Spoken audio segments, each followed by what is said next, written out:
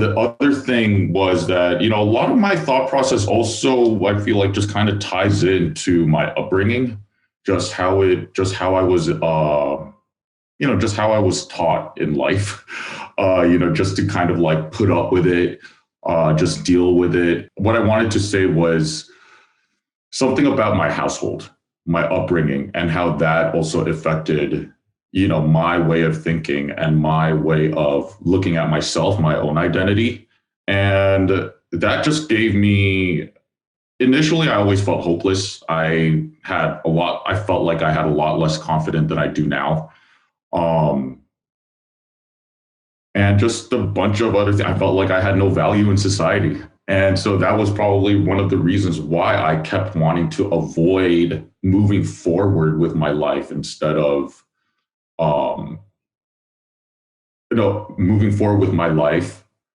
Instead of moving forward with my life, I just decided to avoid it completely because of what I felt like, what seemed like mildly traumatic memories based on how I thought about my future, if that makes any Yeah. sense. Yeah. So to kind of mirror that back to you, not only was it demoralizing to drop out of law school because that's what you were planning to do with your time and with your life, it also made you feel worthless because of the like cultural values that you grew up with, which is that you need to be contributing to society in order to be worthy. And also, if you feel anything painful, you should be able to just work through it. Or like if you're experiencing anxiety or depression, you should be able to overcome it and do whatever you've set a goal to do.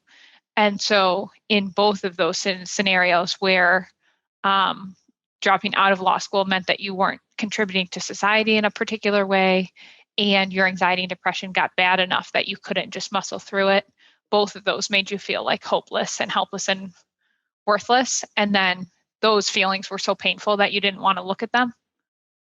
Absolutely. It was so painful. I mean, I consider myself both I'm an introverted extrovert. I mean, that's how I like to sort of describe myself.